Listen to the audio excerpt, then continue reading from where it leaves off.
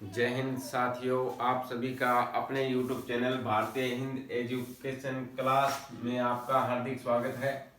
आज हम अपना एक दूसरा टॉपिक, नया टॉपिक जो मौलिक अधिकारों के अंतर्गत आता है, भाग 3 में धार्मिक स्वतंत्रता का अधिकार अनुच्छेद 25 से 28 का हम आज उल्लेख करेंगे कि इसका भारतीय संविधान में किस प्रकार से प्रावधान किया गया है या इन अनुच्छेदों के तहत भारतीय संविधान में क्या क्या प्रावधान किए गए हैं। सबसे पहले हम बात करेंगे अनुच्छेद 25 की। अनुच्छेद 25 कहता क्या है, अर्थात इस आर्टिकल में कहा क्या गया है।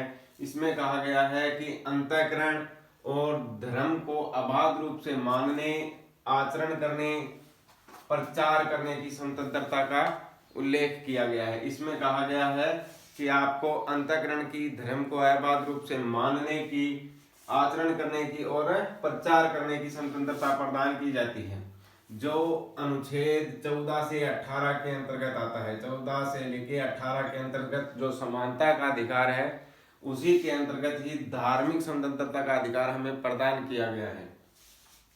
तो इसके अंदर अपनी बात करेंगे पहले कि अंतःकरण। अंतःकरण होता क्या है? अंतःकरण का मतलब हो गया कि अपना जो ईश्वर है, कोई भी देवी शक्ति जो है, हम जिसको मानते हैं, उसको अपने ढंग से मनाने का या उससे संबंध स्थापित करने का अपने को अधिकार है, अर्थात हमें आंतरिक स्वतंत्रता प्राप्त है। दूसरा है धर्म को अबाध रूप से मानना।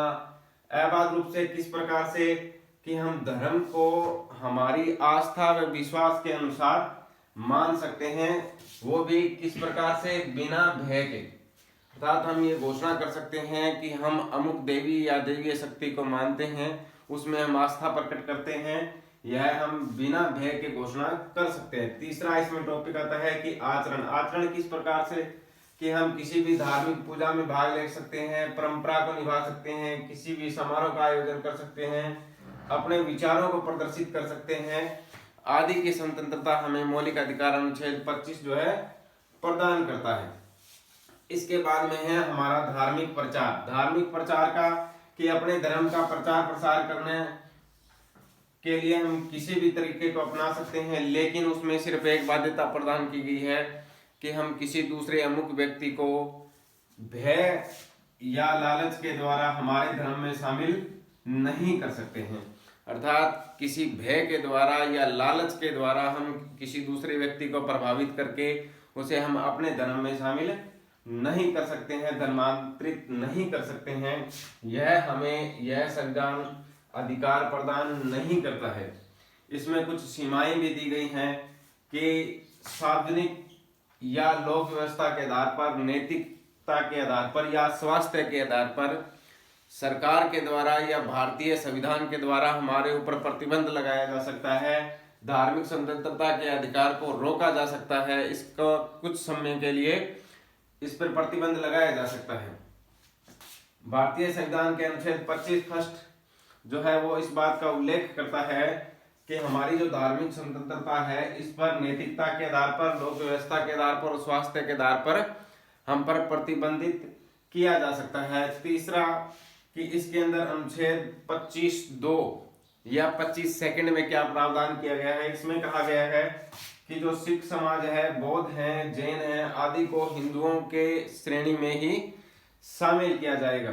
अर्थात क्या कह सकते हैं कि सिख जो हैं, बौद्ध हैं, जैन हैं आदि को हम हिंदू धर्म में शामिल करेंगे। इस प्रकार से आज हमारा ये अनुच्छेद जो है 25 हमने ये करवाया है कि अंतःकरण क्या होता है, किसी भी ईश्वर को अपने ढंग से मानना। दूसरा है धर्म। धर्म से किस प्रकार से हम उसमें आस्था प्रकट कर सकते हैं, विश्वास प्रकट कर सकते हैं, वो भी हम बिना भय के। तीसरा है कि हम इसमें किसी भी धार्मिक पूजा को कर सकते हैं, परंपरा को मान सकते हैं, किसी भी समारोह में शामिल हो सकते हैं, विचारों का प्रदान कर सकते हैं। प्रचार करने के लिए हम अपने धर्म का प्रचार प्रसार कर सकते हैं, लेकिन किसी भय व लालच के द्वारा किसी दूसरे व्यक्ति को धर्मांतरित नहीं कर सकते। हम अपने धर्म का प्रचार प्रसार करने के लिए उसके कार्यों को या उसके जो अच्छे विचार हैं उनसे उसको प्रभावित करके हमारे धर्म में शामिल कर सकते हैं, लेकिन भय व लालच के द्वारा किसी भी व्यक्ति को धर्मांतरित नहीं कर सकते। अब हम करेंगे अनुच्छेद 26।